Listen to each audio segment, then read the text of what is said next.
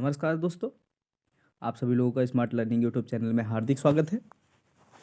आज का जो सेशन होने वाला है वो इंडियन नेशनल मूवमेंट पर आधारित होगा, जिसमें हम लोग स्वतंत्रता संग्राम के बारे में देखेंगे। कैसे कैसे जो भारत की स्वतंत्रता के लिए जो प्रयास हुआ वो साल दर साल किस प्रकार वो आगे बढ़ा और किन किन महान विभूतियों का इसमें योगदान रहा है, उसके बारे में हम लोग आज डिस्कस करेंगे।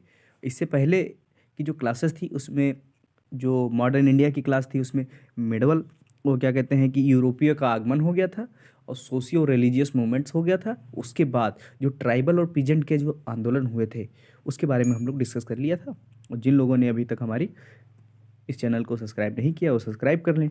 और ये जो सीरीज़ है वो फास्ट ट्रैक सीरीज़ है कि इसमें महत्वपूर्ण तथ्यों को केवल डिस्कस किया जाएगा और मेन अंदर के जो फीचर हैं उन पे ज़्यादा ज़्यादा डीप नहीं जाएंगे। हम लोग केवल ओवरव्यू लेंगे ऊपर से फैक्ट कि आपके एग्ज़ाम में कोई क्वेश्चन रुके ना बस। ठीक है, तो आइए हम लोग पढ़ते हैं अपनी क्लास की ओर। तो भारत का स्वतंत्रता संग्राम हम लोग देखते हैं कि फ्रीडम स्ट्रगल ऑफ इंडिया के बारे में हम लोग डिस्कस करते हैं कि 1857 के विद्रोह के समय भारत का गवर्नर जनरल कौन था, तो वो थे लॉर्ड कैनिंग। और वर्ष 1857 के जो विद्रोह हुआ था उसमें किसने सबसे पहले अपने आप बलिदान दिया, तो वो थे मंगल पांडे। ये मंगल पांडे की फोटो है, आप लोग देख सकते हैं। 1857 के विद्रोह में कानपुर में सैनिकों का नेतृत्व किसने किया था, तो उसका नेतृत्व किया था तात्या टोपे ने। ठीक है, और नेक्स्ट है कि रानी लक्ष्मीबाई का मूल नाम क्या था, तो उनका मूल नाम मणिकर्णिका था। और सन 1857 के विद्रोह की शक्ति का सबसे महत्वपूर्ण तत्व कौन सा था, तो वो यूनिटी थी हिंदू और मुस्लिम्स की, क्योंकि यहाँ पर अभी जो ब्रिटिशर्स थे उन्होंने क्या हुआ कि अभी तक फूट नहीं डाल पाए थे हिंदू मुस्लिम में धर्म के आधार पर।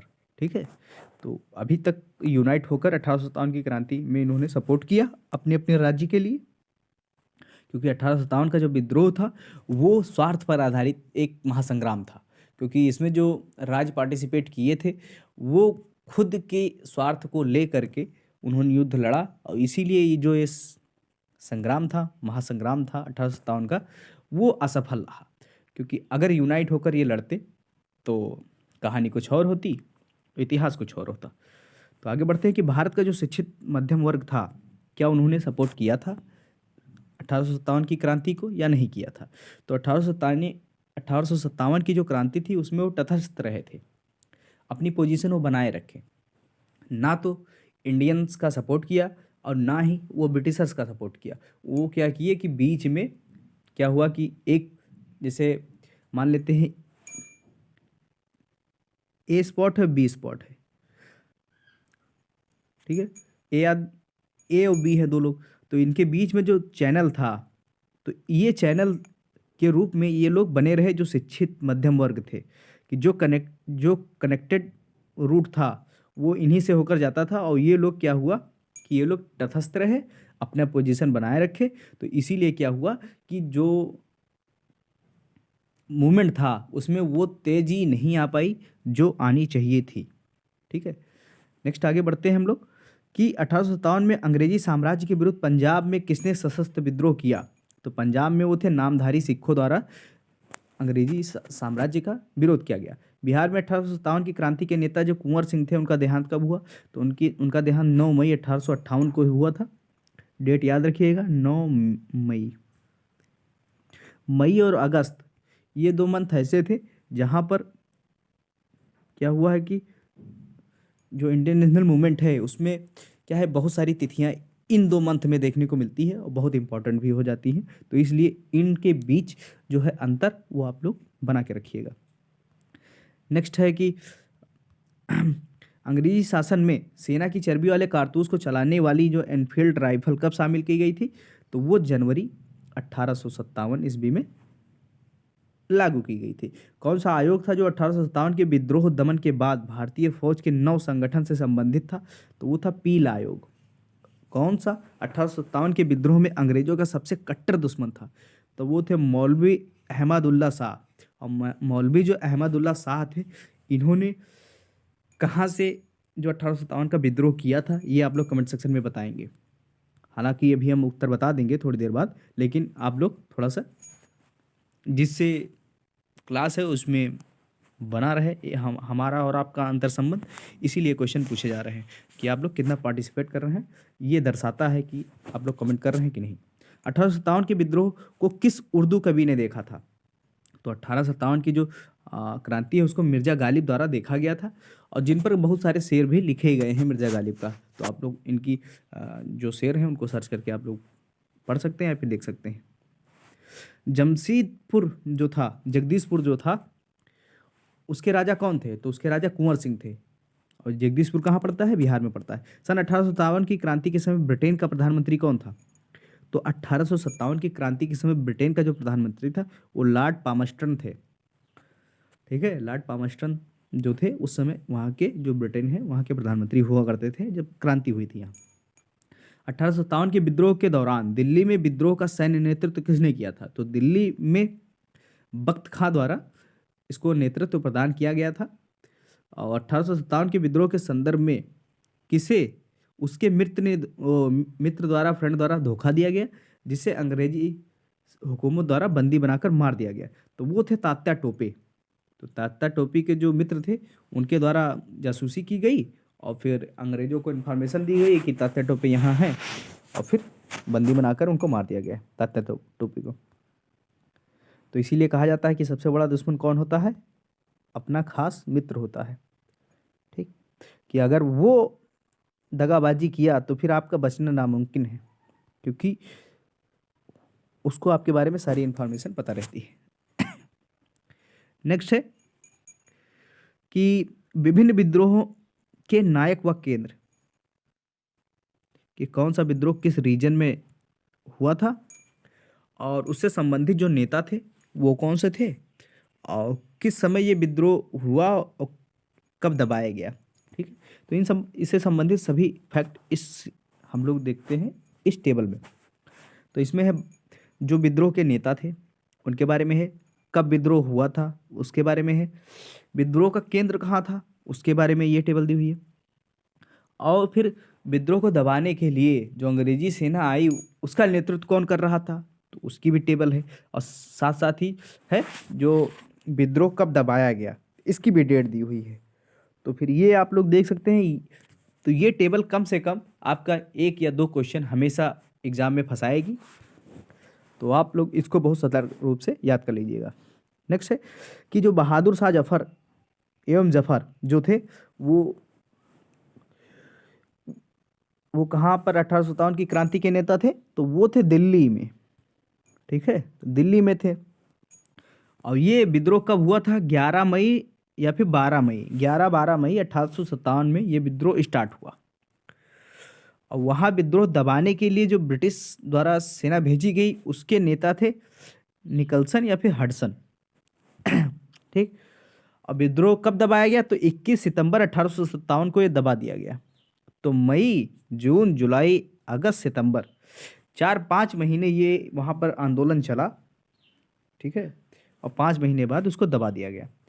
नेक्स्ट है कि नाना साहब या फिर तात्या टोपे, तो ये 2 लोग कानपुर से संबंधित थे। और कानपुर में ये विद्रोह 3 जून 1857 को स्टार्ट हुआ और 6 दिसंबर 1857 को ये दबा दिया गया। और इसको दबाने वाले थे कैंपबेल। बेगम हजरत महल ये लखनऊ से थी, और इनको भी दबाया किसने? कैंपबेल ने। स्टार्ट कब हुआ? 4 जून को।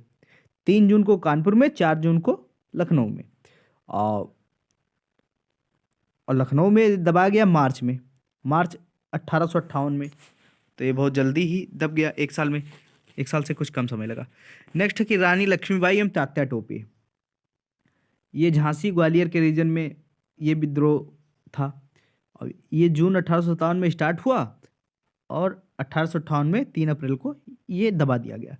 उसको दबाने वाले थे हीरोज। लियाकत अली कहाँ से थे? ये इलाहाबाद से थे, इलाहाबाद बनारस के रीजन में थे। 1857 में स्टार्ट हुआ, 1858 में दबा दिया गया कर्नल नील द्वारा। कुंवर सिंह जो थे, कुंवर सिंह बिहार से थे, जगदीशपुर से रीजन से थे। और अगस्त 1857 में ये स्टार्ट हुआ और 1858 में इसको बंद कर दिया गया। और इसको विद्रोह को दबाने वाले थे विलियम टेलर और विलियम विंसेंट आयर। नेक्स्ट है कि खान बहादुर खां।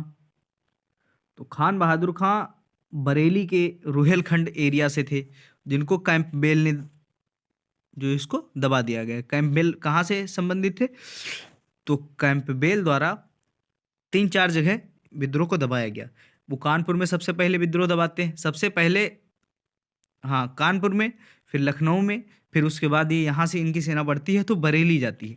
तो बरेली में भी जो आंदोलन हो रहा था उसको भी इन्होंने दबाया। फिर मौलवी अहमद उल्ला जो थे वो फैज़ाबाद एरिया में थे, और इनको दबाने वाले का नाम नहीं मेंशन है। और नेक्स्ट है कि अजीमुल्ला। अजीमुल्ला जो थे वो फतेहपुर एरिया में थे, और जिसको जनरल रेनार्ड द्वारा विद्रोह को दबाया गया। 1857 में स्टार्ट होता है, 1858 में दबा दिया जाता है। तो ये जो था मेनली ऑप्शन आपको ये दे, इसमें 4 ऑप्शन दे देगा विद्रोह दबाने के लिए। अब फिर केंद्र दे देगा। अब बताइए किसका विद्रोह किसने दबाया था, बस यही मेनली पूछा जाता है। या फिर एक ये पूछ लिया जाएगा कि कौन से नेता कहाँ से संबंधित थे। इसी प्रकार इस टेबल से कुल मिलाकर क्वेश्चन आपसे पूछे जाएंगे। तो इसको एक बार 2 बार रिपीट कर लीजिएगा, आपका काम हो जाएगा। नेक्स्ट है कि गवर्नर जनरल एवं वायसराय से संबंधित जो विशिष्ट कार्य थे उनसे संबंधित ये टेबल है, हम लोग देख लेते हैं कि वारेन जो हेस्टिंग थे उनके महत्वपूर्ण कार्य क्या थे। तो उनके कार्य रेवेन्यू से थे, फौजदारी से थे, व अपीलीय न्यायालयों की स्थापना से था।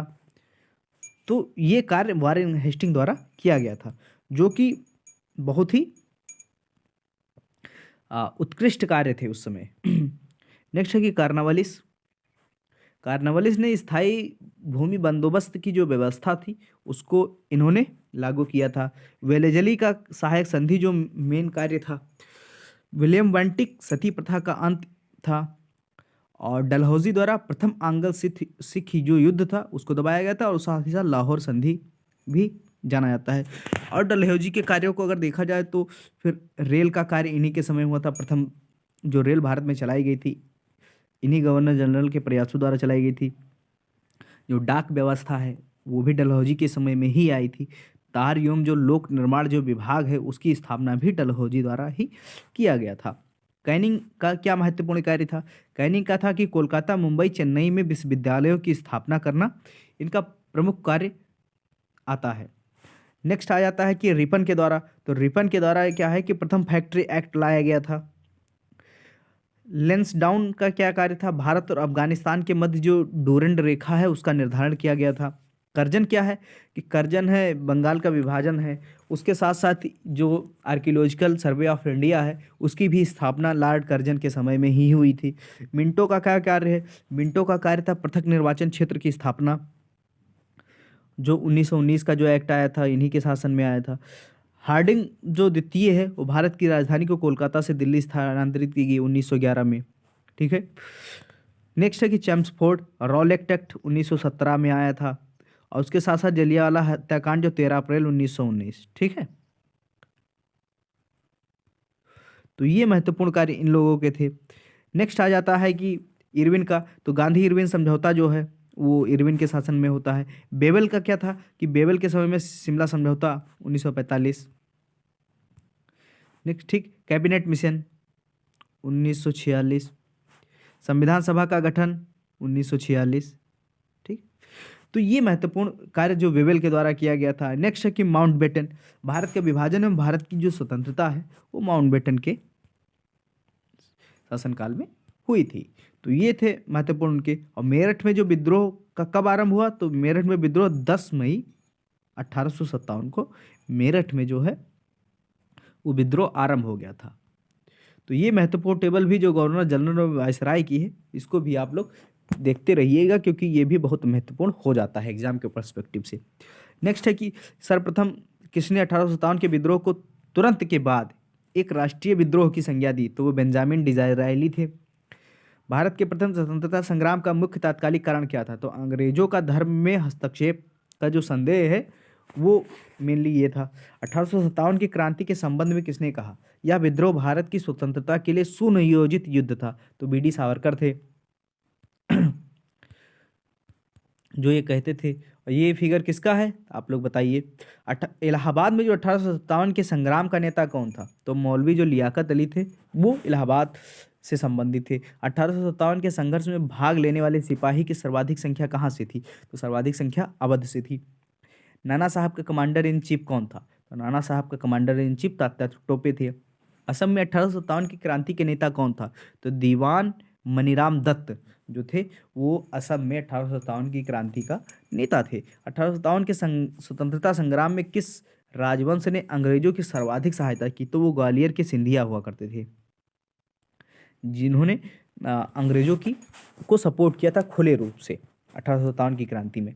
नेक्स्ट है कि जातीय आधार पर 1857 के विद्रोह के दमन में अंग्रेजों का सहयोग करने वाले थे, तो वो थे सिख, गोरखा और पठान, जो थे जातीय आधार पर 1857 के विद्रोह के दमन में अंग्रेजों का सहयोग इन्होंने किया था। नेक्स्ट देखा जाता है कि 1857 के विद्रोह की सबसे कमजोर कड़ी के रूप में देखा जाता है किसको? तो वो थे बहादुर शाह जफर या फिर बहादुर शाह सेकेंड। इनके पास ज्यादा कुछ ताकत ही नहीं थी, एक तो बुड्ढे थे, तो वो जोश भी नहीं था इनके नेतृत्व में। 1857 के विद्रोह की असफलता के बाद बहादुर शाह जो सेकेंड है उनको कहाँ भेज दिया गया? तो उनको रंगून भेज दिया गया। रंगून कहाँ की राजधानी उस समय थी? म्यांमार की राजधानी थी। नेक्स्ट है कि वह कौन सा ब्रिटिश सेनापति था जिसकी 1857 के विद्रोह को दबाने में महत्वपूर्ण भूमिका रही? तो वो थे कैंपबेल। सन 1857 की क्रांति का चिन्ह क्या निश्चित किया गया था? तो कमल व चपाती जो था वो सुनिश्चित किया गया था। महारानी विक्टोरिया ने भारत प्रशासन को ब्रिटिश ताज के नियंत्रण में लेने की घोषणा कब की थी? तो 1 नवंबर 1858 को ये घोषणा की गई थी कि अब जो रूल होगा वो ब्रिटिश क्राउन का होगा, फैक्ट्री का नहीं रहेगा, ईस्ट इंडिया कंपनी का। नेक्स्ट है कि सन 1857 के विद्रोह के बाद ब्रिटिश सरकार ने सिपाहियों का इन प्रांतों से चयन किया। कहाँ से किया? गोरखा, सिख एवं पंजाबी उत्तर प्रांत से। भारतीय स्वतंत्रता आंदोलन का सरकारी इतिहासकार था S.N. सेन थे उस समय। मंगल पांडे कहाँ के विप्लव से जुड़े थे? तो बैरकपुर से जुड़े हुए थे। आधुनिक इतिहासकार जिन्होंने 1857 के विद्रोह को स्वतंत्रता की पहली लड़ाई कहा है कौन थे? तो वो थे B.D. सावरकर। 1857 का विद्रोह कहाँ से प्रारंभ हुआ था? तो मेरठ से। 1857 के विद्रोह का तात्कालिक कारण क्या था? तो तात्कालिक कारण था कि चर्बी वाले जो कारतूस है उनका प्रयोग आरंभ करना, यही तात्कालिक कारण था। क्योंकि मानते थे कि हिंदू धर्म वाले मानते थे कि ये जो कारतूस बना हुआ है वो बना हुआ है किससे? गाय के चर्बी से बना हुआ है, गाय के मांस से बना हुआ है। ठीक। और फिर मुस्लिम में ये धारणा बनी हुई थी कि वो जो कारतूस बने हुए हैं वो सूअर की चर्बी से बने हुए हैं। तो चूंकि हिंदू धर्म में गाय की चर्बी वर्जित है, मुस्लिम धर्म में सूअर की चर्बी वर्जित है, तो इसलिए जो रिलीजियस रूप से क्या हुआ कि ये अफवाह फैली और फिर विद्रोह हो जाता है, यही तात्कालिक कारण था। वह पहला भारतीय सिपाही कौन था जिसने चर्बी वाले कारतूस का प्रयोग करने से इनकार कर दिया? तो थे मंगल पांडे।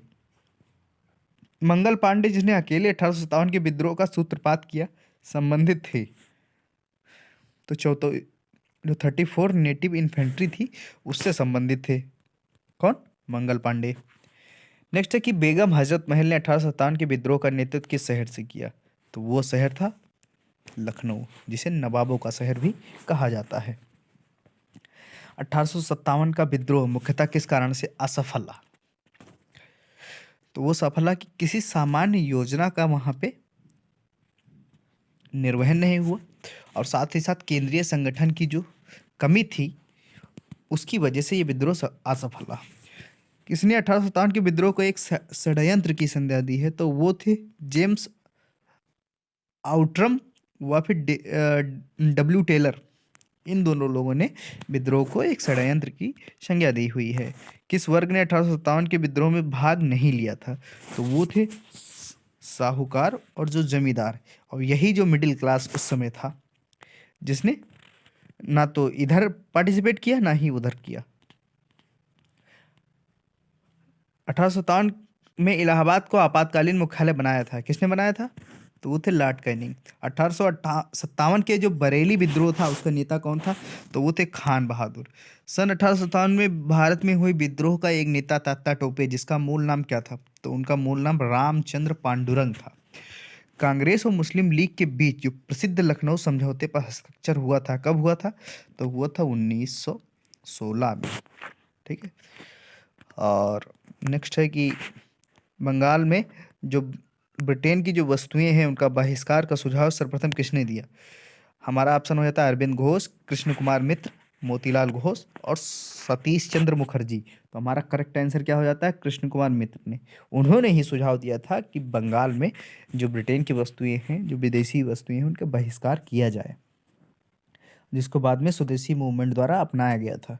नेक्स्ट है कि स्वदेशी मूवमेंट कब चलाया गया था, ये आप लोग कमेंट सेक्शन में बताएंगे। गोपाल कृष्ण गोखले ने कांग्रेस के किस अधिवेशन में अध्यक्षता की थी? हमारा ऑप्शन हो जाता है 1902, 1905, 1906, 1909। तो हमारा करेक्ट आंसर 1905 हो जाता है, जो कि कहाँ हुआ था आप लोग बताएंगे। बनारस में हुआ था। 1907 के भारतीय राष्ट्रीय कांग्रेस के सूरत के वार्षिक अधिवेशन के अध्यक्ष थे। ऑप्शन हमारा है दादा भाई नौरोजी, बाल गंगाधर तिलक, गोपाल कृष्ण गोखले, आरबी घोष। तो हमारा करेक्ट आंसर आरबी घोष हो जाता है। ठीक। तो इस प्रकार जो सूरत का अधिवेशन होता है। और नेक्स्ट हम लोग देख लेते हैं, आगे बढ़ते हैं।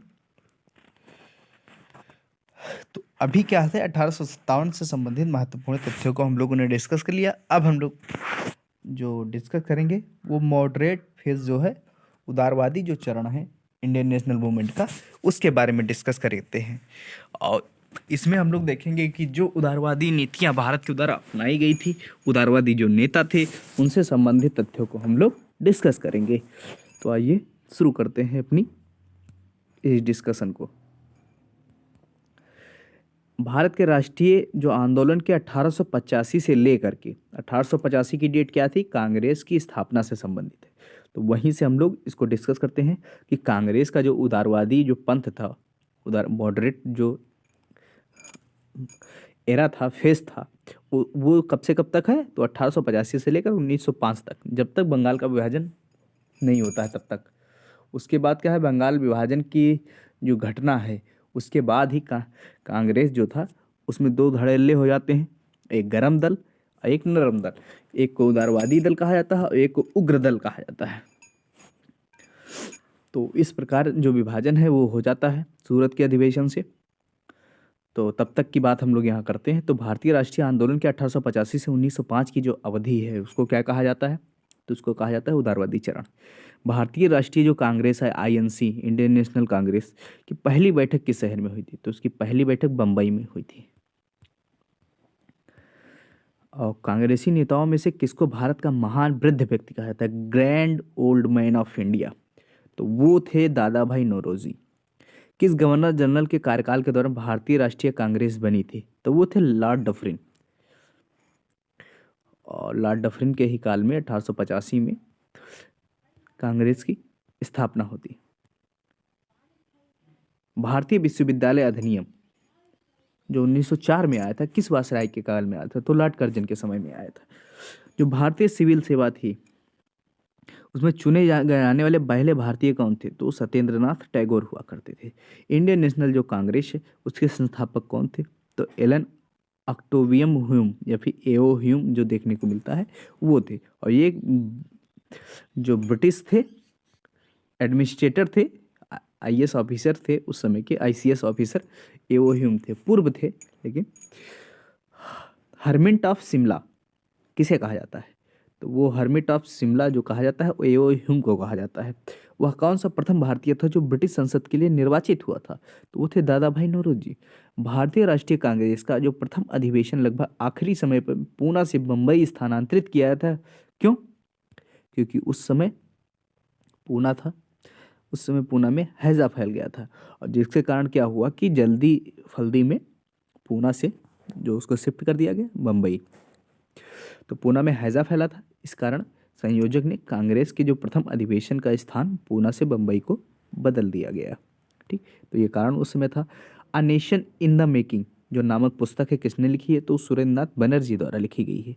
और इनके द्वारा कौन सा पार्टी की स्थापना हुई थी, तो वो थी इंडियन एसोसिएशन। और भारतीय संघ इंडियन एसोसिएशन के संस्थापक कौन थे, तो इंडियन एसोसिएशन के संस्थापक सुरेंद्र नाथ बनर्जी थे। नेक्स्ट हम लोग देख लेते हैं कि ब्रिटिश हाउस ऑफ कॉमन का चुनाव जिस प्रथम भारतीय ने लड़ा था वो कौन थे, तो दादा भाई नौरोजी थे उस समय। और किसने कहा था कि कांग्रेस पतन के लिए लड़खड़ा रही है और मेरी सबसे बड़ी अभिलाषा यह है कि जब तक मैं भारत में हूँ कांग्रेस की शांतिपूर्ण समाप्ति में सहयोग करना चाहता हूँ, तो वो थे लॉर्ड कर्जन। अधिकतर नरमपंथी नेता थे, किस क्षेत्र से थे, तो शहरी क्षेत्र से थे। ग्रामीण वाले तो उग्र थे, क्योंकि सबसे ज़्यादा शोषण जो हुआ था वो ग्रामीण लेवल पे हुआ था। भारतीय राष्ट्रीय कांग्रेस के प्रथम मुस्लिम प्रेसिडेंट कौन थे, तो वो थे बदरुद्दीन तैयब जी। और ये क्या थे कि कांग्रेस के जो द्वितीय जो हुआ था समिति तो इसे प्रेसिडेंट जो सेकंड प्रेसिडेंट थे वो बदरुद्दीन तैयब जी थे, द्वितीय अध्यक्ष कांग्रेस के। प्रथम कौन से थे, व्योमेश चंद्र बनर्जी, WC बनर्जी। तो ये आप लोग याद करके रखिएगा। नेक्स्ट है कि सन 1905 में बंगाल विभाजन किस वायसराय ने किया था, तो वो थे लॉर्ड कर्जन। भारतीय राष्ट्रीय कांग्रेस की स्थापना कब की गई थी, तो 1885 में की गई थी। किसने इंडियन नेशनल कांग्रेस की नरम दलीय राजनीति की व्यवस्थित आलोचना न्यू लैम्प्स फॉर ओल्ड शीर्षक लेखों के द्वारा की गई, तो वो अरविंद घोष थे। और ये अरविंद घोष गर्म दल के नेता थे। किस आंदोलन के कारण भारतीय राष्ट्रीय कांग्रेस का विभाजन हुआ और जिसके परिणाम स्वरूप नरम दल और गर्म दल का उद्भव होता है, तो वो था स्वदेशी मूवमेंट था, और जो चलाया गया था बंगाल विभाजन के उपलक्ष्य में। और 1907 का जो सूरत का अधिवेशन होता है वहीं पे जो कांग्रेस है उसमें दो धड़ हो जाते हैं, एक नरम दूसरा गरम। नेक्स्ट हो जाता है कि मद्रास जो महाजन सभा थी उसकी स्थापना की गई थी, कब की गई थी, 1884 में की गई थी। भारतीय राष्ट्रीय कांग्रेस के 1905 के बनारस अधिवेशन के अध्यक्ष कौन थे, तो गोपाल कृष्ण गोखले थे। देखिए कि भारतीय राष्ट्रीय कांग्रेस के पहले अध्यक्ष कौन थे, तो WC बनर्जी थे, व्योमेश चंद्र बनर्जी। नेक्स्ट है कि दादा भाई नौरोजी ने 1866 में ईस्ट इंडिया एसोसिएशन की स्थापना कहाँ हुई थी, तो 1866 में जो ईस्ट इंडिया एसोसिएशन की स्थापना लंदन में हुई थी। ये इंडियन एसोसिएशन नहीं है, ईस्ट इंडिया एसोसिएशन।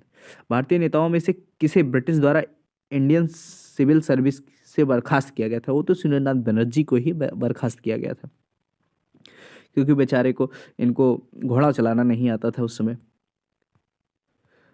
भारतीय राष्ट्रीय कांग्रेस के प्रथम सत्र की बैठक में किसने प्रतिनिधियों ने भाग लिया था, कितने प्रतिनिधि, तो वो थे 72। ब्रिटिश साम्राज्य के अंतर्गत स्वशासन की मांग सबसे पहले किसने के द्वारा की गई, तो स्वशासन की मांग दादा भाई नौरोजी द्वारा 1904 में की गई थी। उदारवादियों का सबसे प्रमुख योगदान था, तो जो ब्रिटिश की शोषणकारी नीति की ओर जनता का ध्यान खींचना, ये सबसे बड़ा योगदान था उदारवादियों का। किसने कहा कि हमें मर्दों की तरह खुलकर कहना चाहिए कि हम अपनी मज्जा तक राजभक्त हैं, हमें अंग्रेजी राज से हुए फायदों का ज्ञान है, दादा भाई नौरोजी। ऐसा कहने वाले दादा भाई नौरोजी थे। नेक्स्ट है कि किसने कहा था कि भारतवर्ष तलवार के बल पर जीता गया था और तलवार के बल पर ही उसे जो ब्रितानी है उसके कब्जे में रखा जाएगा, तो वो एल्गिन थे।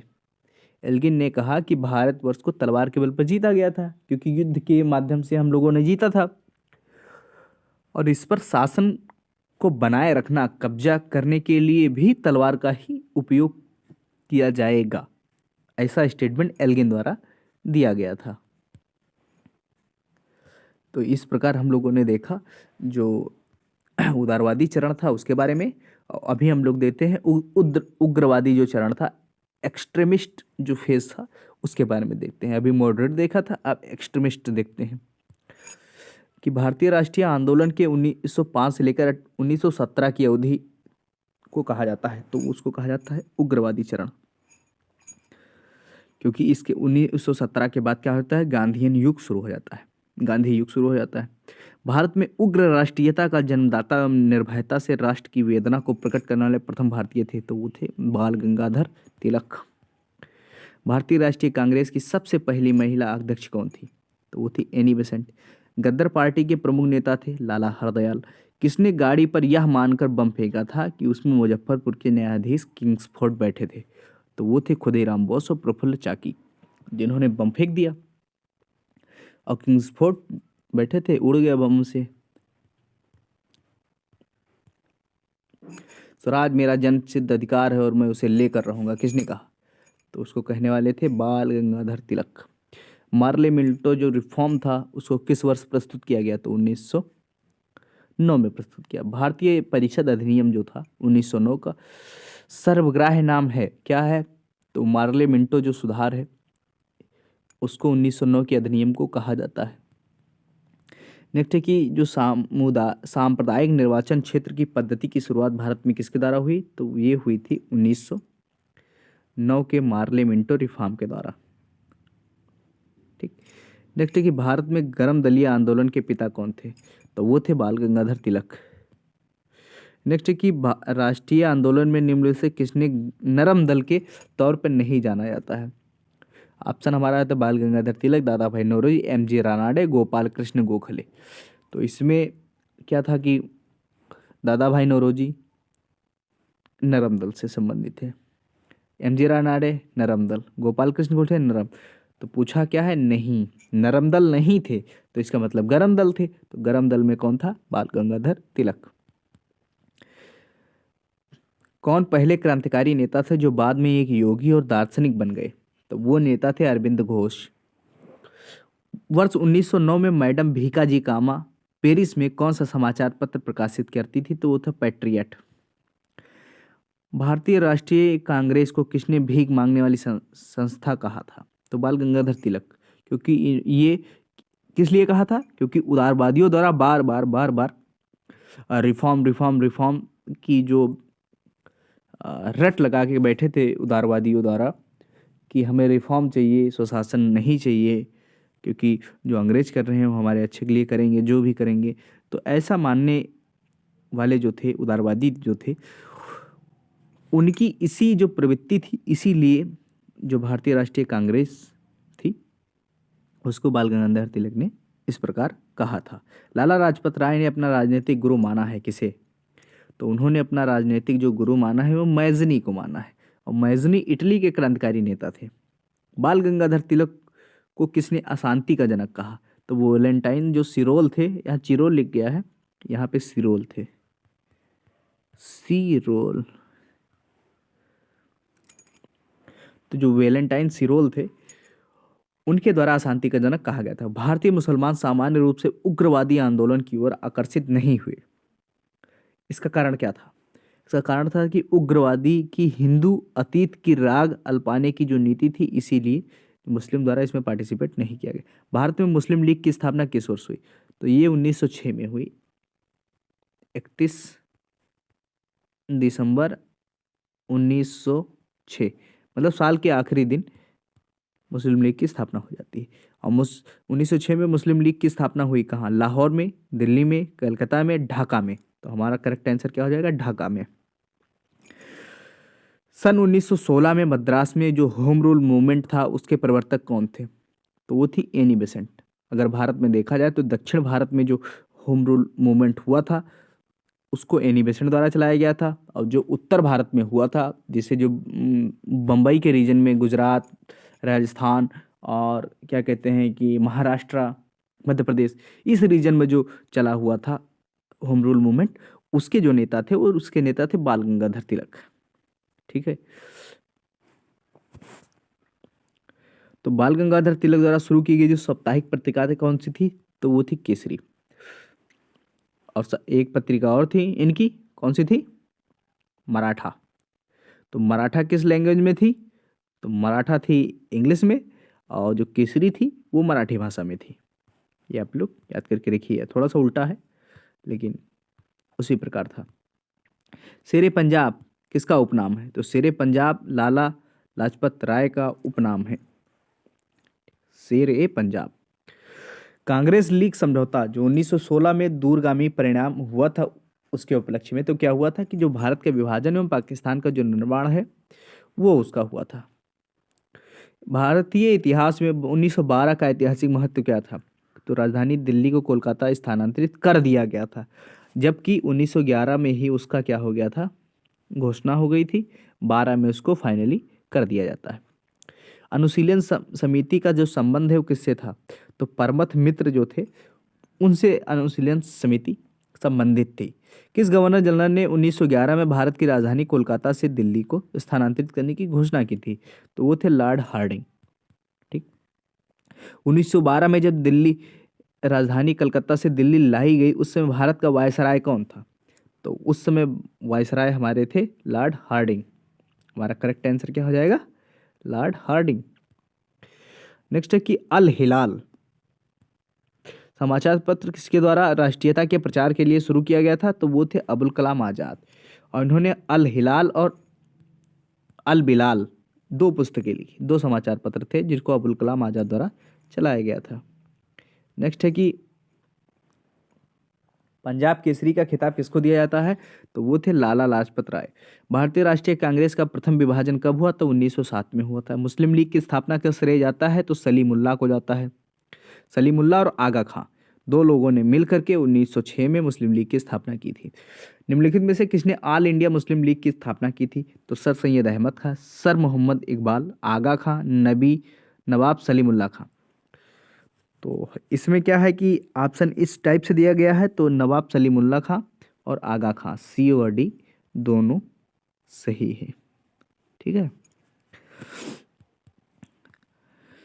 महाराष्ट्र में गणपति जो उत्सव है उसका आरंभ करने का श्रेय किसको जाता है? तो गणपति जो उत्सव है उसको बाल गंगाधर तिलक द्वारा चलाया गया था। ठीक है। स्वदेशी आंदोलन शुरू किया गया था। तो बंगाल विभाजन के विरोध में क्या हुआ था कि स्वदेशी मूवमेंट चलाया गया था। बंगाल विभाजन के विरुद्ध जो विद्रोह का नेतृत्व किसने किया था? तो उसका सुरेंद्रनाथ बनर्जी द्वारा किया गया था। और नेक्स्ट है कि 1907 में कांग्रेस के सूरत अधिवेशन की अध्यक्षता किसने की थी? तो उसकी अध्यक्षता करने वाले डॉक्टर रास बिहारी घोष थे। और इसी अधिवेशन में जो कांग्रेस है आईएनसी, उसके दो धड़ल्ले हो जाते हैं, एक नरम दल और एक गरम दल।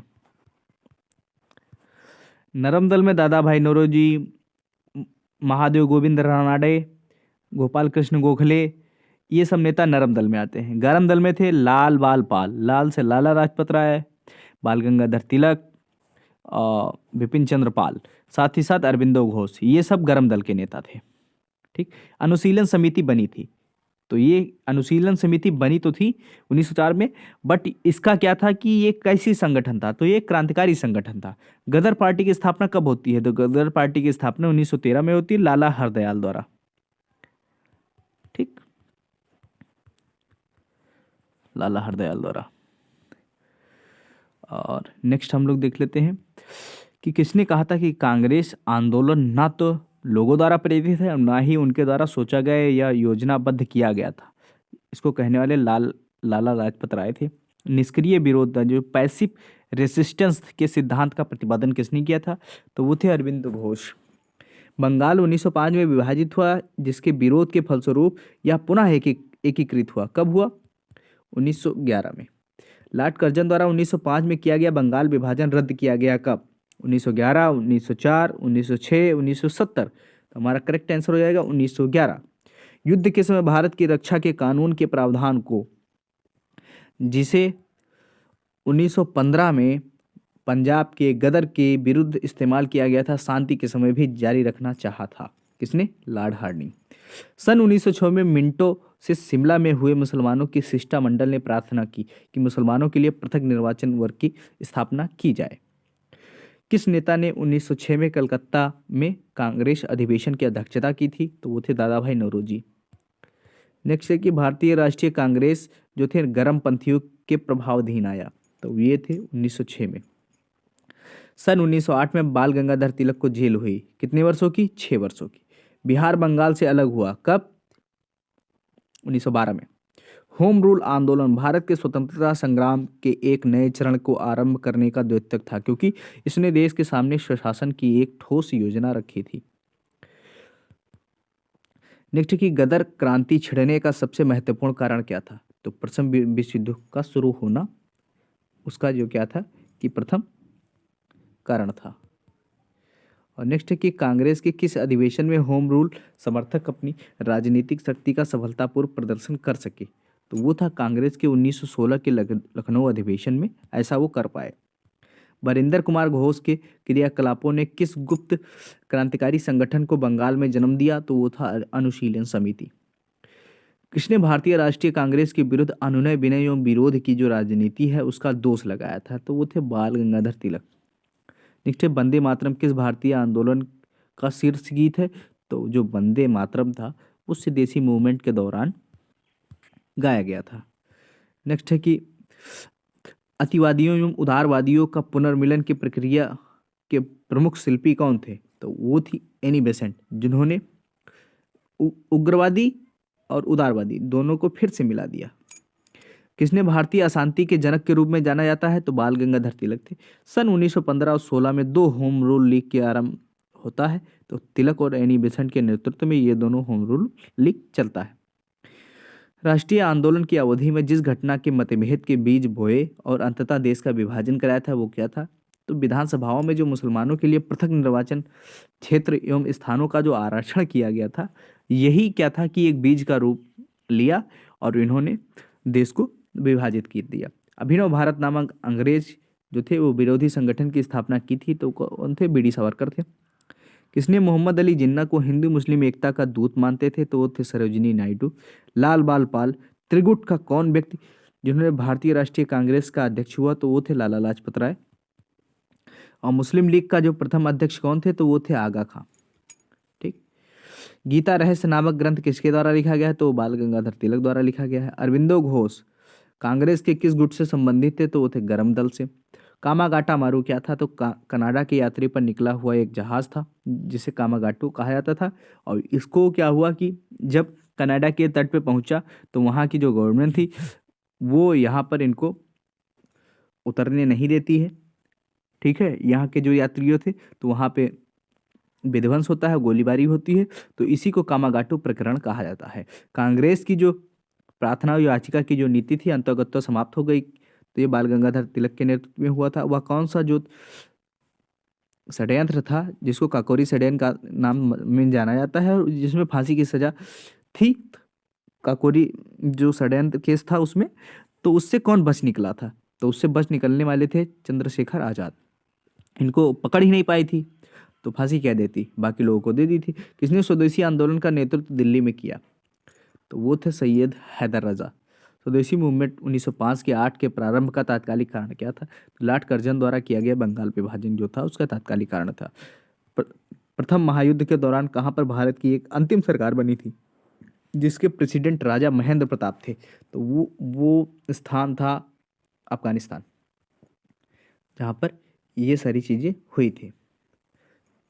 सूरत की जो फूट थी 1907 के बाद कांग्रेस के हाथ में आई, तो वो थे नरम दल वालों के हाथ में आई थी। राजनीतिक स्वतंत्रता राष्ट्र को प्राणवायु है, यह कथन किसका है? अरविंदो घोष का है। किस दर्रे का संपूर्ण भाग प्राचीन काल में रेशम मार्ग के अंतर्गत था? तो खैबर दर्रा है। नेक्स्ट के राष्ट्रीय शोक दिवस कब मनाया जाता है? तो बंगाल विभाजन लागू होने के दिन को जो था उसे राष्ट्रीय शोक दिवस के रूप में मनाया जाता था।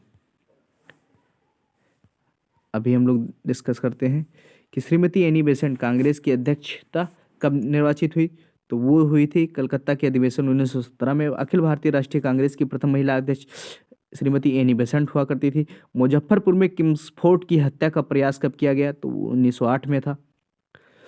लॉर्ड हार्डिंग ने बंगाल विभाजन किस वर्ष रद्द किया? तो 1911 में था। अलीपुर का जो बम कांड हुआ था उसमें अरविंद घोष का बचाव किस वकील ने किया था? तो वो थे सीआर दास, चित्ररंजन दास द्वारा। 1916 में मुस्लिम लीग और कांग्रेस के बीच समझौता होता है जिसको किसने करवाया था? तो एनी बेसेंट द्वारा करवाया था।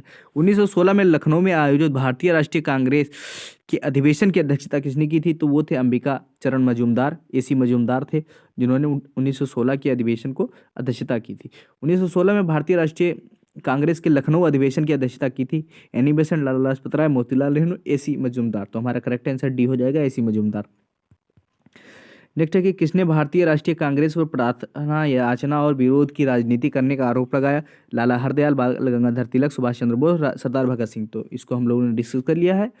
हमारा करेक्ट आंसर हो जाएगा बाल गंगाधर तिलक। महाराष्ट्र में गणपति उत्सव को प्रारंभ करने वाले कौन थे? ऑप्शन हमारा बीजी तिलक, एमजी रानाडे और साथ ही साथ हमारा ऑप्शन बिपिन चंद्रपाल, अरविंद घोष। तो हमारा करेक्ट आंसर क्या हो जाएगा? बाल गंगाधर तिलक। एम के गांधी ने निम्नलिखित भारतीय राष्ट्रीय कांग्रेस के अधिवेशनों में से किस एक में सर्वप्रथम भाग लिया था? लखनऊ का अधिवेशन, कलकत्ता अधिवेशन, लखनऊ अधिवेशन 1919, लखनऊ अधिवेशन 1920। हमारा करेक्ट आंसर हो जाएगा कलकत्ता अधिवेशन 1901। इसमें गांधी जी ने भाग लिया था। फिर उसके बाद वो फिर चले आते हैं साउथ अफ्रीका और 1917 के आसपास 15 में लौट के आते हैं। राष्ट्रीय आंदोलन की अवधि में जिस घटना के मतभेद के बीच से वह अंततः देश का विभाजन कराया? वर्ष 1906 में मुस्लिम लीग की स्थापना, 5 में बंगाल का विभाजन, गांधी जी द्वारा लिखा खिलाफत आंदोलन का समर्थन, या फिर विधानसभाओं में कि मुख्य भागों के लिए पृथक निर्वाचन क्षेत्र और स्थान का आरक्षण जो था यही बंगाल विभाजन का कारण बनता है, यही बीज बनता है देश विभाजन का। तो हमारा करेक्ट आंसर डी हो जाएगा। नेक्स्ट हो जाता है कि निम्नलिखित में से किस आंदोलन के दौरान वंदे जो मातरम है भारतीय राष्ट्रीय आंदोलन का शीर्ष गीत बना? तो वो किस आंदोलन का था? स्वदेशी आंदोलन, चंपारण जो सत्याग्रह था, रॉलेट कानून विरोधी आंदोलन था, या फिर असहयोग आंदोलन? तो हमारा करेक्ट आंसर हो जाएगा ए, स्वदेशी आंदोलन। और इसके साथ ही हम लोगों का क्या था कि जो ये आज की डिस्कशन थी ये समाप्त हो जाती है, जिसमें हम लोगों ने जो इंडियन नेशनल मूवमेंट का इनिशियल पार्ट जो है उसको हम लोगों ने डिस्कस किया है। कल हम लोग डिस्कस करेंगे नेक्स्ट डे कि गांधीयन युग के बारे में चर्चा करेंगे और 1917 के आगे की जो कहानी है वो जब से महात्मा गांधी जी का भारतीय जो स्वतंत्रता अभियान है, आंदोलन है, उसमें जब गांधी जी की एंट्री होती है उसके बाद का जो युग आता है इंडियन स्वतंत्रता संग्राम का, तो उसे गांधीयन युग कहा जाता है और उसी की चर्चा हम लोग कल के डिस्कशन में करेंगे। तो आज का डिस्कशन आप लोगों को कैसा लगा ये आप लोग कमेंट सेक्शन में बताएंगे। और फिर आज के लिए बस इतना ही रखें। जिन्होंने हमें हमारा चैनल सब्सक्राइब नहीं किया है वो सब्सक्राइब कर लें। धन्यवाद।